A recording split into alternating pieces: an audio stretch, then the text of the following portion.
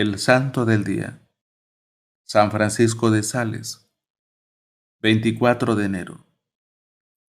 Cada 24 de enero la Iglesia Católica celebra a San Francisco de Sales, obispo de Ginebra, Suiza, y doctor de la Iglesia Universal. Es conocido como el Santo de la Amabilidad, porque fue precisamente alguien que entre sus fragilidades contaba con un mal carácter. Siendo así, se acogió a la gracia divina y a los cuidados maternales de la Virgen para dominar aquella pasión y trocarla en virtud. Dios, que lo vio batallar, cooperando con su gracia, le concedió la corona de la santidad. Hoy desde el cielo San Francisco de Sales intercede por todos aquellos que, como él, combaten contra sus propias debilidades, esas que suelen convertirse en ocasión de pecado, o por todo aquel que procura con esmero adquirir la virtud. El obispo de Ginebra es asimismo patrono de la prensa católica, de los periodistas y de los escritores. Un pequeño exceso de ímpetu. Francisco nació en el castillo de Sales, ducado de Saboya, en ese entonces parte del Sacro Imperio Romano Germánico, en el año 1567.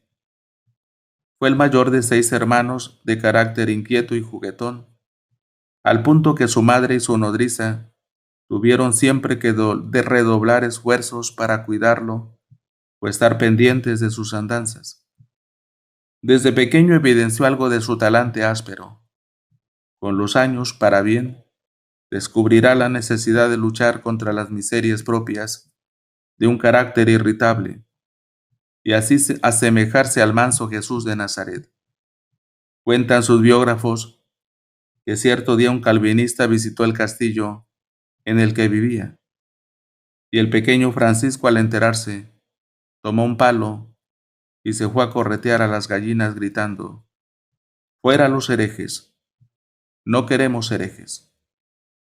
Su padre, por su parte, queriendo que Francisco crezca bien disciplinado, eligió como preceptor a un sacerdote, el padre de Age, un hombre de talante muy exigente. El sacerdote le hizo pasar amargos ratos a Francisco, pero como él mismo reconoció después, estos le ayudarían mucho en su formación humana y cristiana. A los 10 años, Francisco hizo su primera comunión y recibió la confirmación. Esa experiencia juvenil de encuentro con la gracia de Dios lo motivó a frecuentar el Santísimo Sacramento y a pasar horas frente a él en oración. Más adelante, su padre lo envió al colegio de Clermont, dirigido por jesuitas, conocido por su ambiente de piedad y amor por la ciencia, una combinación atractiva para el joven Francisco. Porque no hago el bien que quiero, sino el mal que no quiero. Romanos 7:19. Bajo la dirección del padre de Age, Francisco se confesaba y comulgaba todas las semanas. Se entregó al estudio y empezó a practicar equitación, esgrima y baile. El noble joven, que empezaba a destacar como estudiante cultivado, se convirtió en el invitado preferido de reuniones y actividades sociales.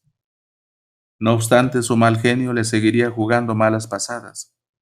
A veces sus desatinos o exabruptos lo convirtieron en objeto de burlas y humillaciones, siendo que su alma tenía que cargar el peso del rencor y el deseo de revancha. Como era un hombre educado, solía controlarse al punto de que muchos no tenían idea de su genio. Sin embargo, con el tiempo las malas experiencias se iban acumulando en el corazón y Francisco sufría mucho. Llegó un momento en que incluso pensó que se condenaría al infierno para siempre. La mera posibilidad de que algo así sucediese lo atormentó durante mucho tiempo, tiempo en el que perdió el apetito y empezó a tener dificultades para dormir. Por la senda de la caridad. Entonces un día Francisco le dijo a Dios en oración: No me interesa que me mandes todos los suplicios que quieras, con tal de que me permitas seguirte amando siempre. Determinado a encontrar una salida a sus contrapamientos, empezó a frecuentar templos y a ponerse en oración. Un día en la iglesia de San Esteban en París, arrodillado ante la imagen de la Virgen, pronunció la famosa oración de San Bernardo. Acuérdate, oh piadosísima Virgen María. Por primera vez en mucho tiempo, Francisco encontró algo de paz, de la paz que tanto anhelaba. Y ese hallazgo ha sido posible gracias a la Madre de Dios. Haber pasado por una prueba de esta naturaleza curó mucho del orgullo que sin saber le había atormentado tanto tiempo. En ese momento Francisco también podía entender mejor a las personas que lo rodeaban y darse cuenta de lo imperioso que era tratarlas con bondad. Marchó a estudiar leyes a Padua, como era el deseo de su padre, pero se matriculó también para estudiar teología. En su corazón había brotado el deseo de conocer las cosas de Dios con profundidad. A los 24 años, ya doctorado, regresó al seno familiar para vivir la vida ordinaria de un joven perteneciente a la nobleza. Su padre deseaba que se casara y que obtuviese algún puesto importante, pero Francisco ya llevaba dentro la inquietud de consagrar su vida totalmente al servicio de Dios. El joven le confesaría a su padre el deseo de ser sacerdote. Al principio se encontró con una férrea resistencia, pero finalmente el padre se dejó convencer. Entonces renunció al señorío de Villarojer, que era lo que le correspondía, y se ordenó sacerdote el 10 de mayo de 1593. Primero se desempeñó como canónigo de Amnesia, aunque a la muerte del deán del capítulo de la Catedral de Ginebra, un grupo de personajes influyentes, entre los que estaban su primo, el canónigo Luis de Sales, intercedió ante el Papa para que le otorgara el cargo vacante a Francisco. Preocupado por los que tienen una fe frágil, a pesar de la iniciativa de sus amigos, Francisco apenas pudo se presentó ante el pontífice como voluntario para ir a la región de Charblais, Saboya, donde el calvinismo se había convertido en predominante y donde los católicos eran hostilizados todo el tiempo. El santo empezó a escribir y publicar sus homilías con las que armó una suerte de panfleto de divulgación.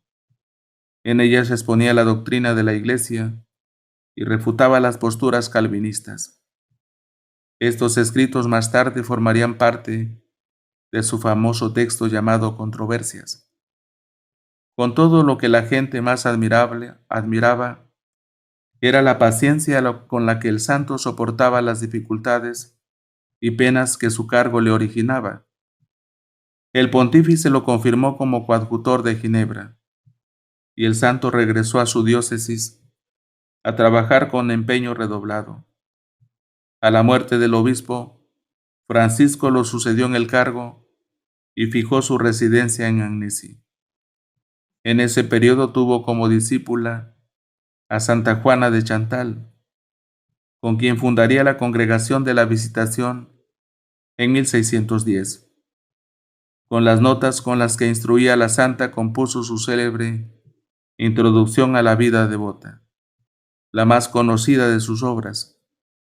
En 1622, el duque de Saboya lo invitó a reunirse con él en Aviñón.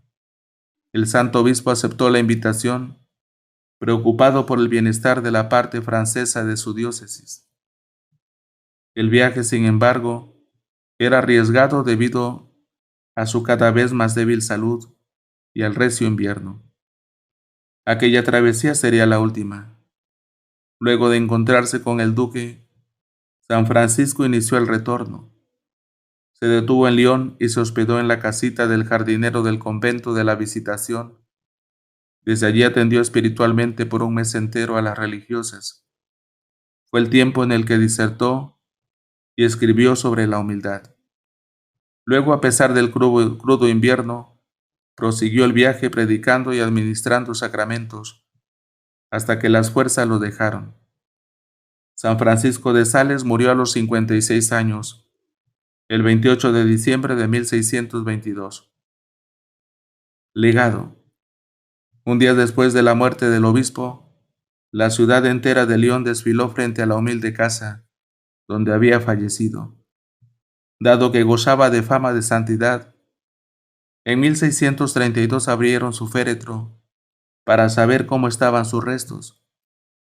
El cuerpo del santo estaba en buen estado y lucía como aquel que goza de un apacible sueño. San Francisco de Sales sería canonizado en 1665. Para 1878 el Papa Pío IX lo declaró doctor de la Iglesia. No mucho después San Juan Bosco lo haría patrono de su recién fundada congregación, la Pía Sociedad de San Francisco de Sales, y lo convertiría en modelo para el servicio de sus hijos espirituales, los salesianos.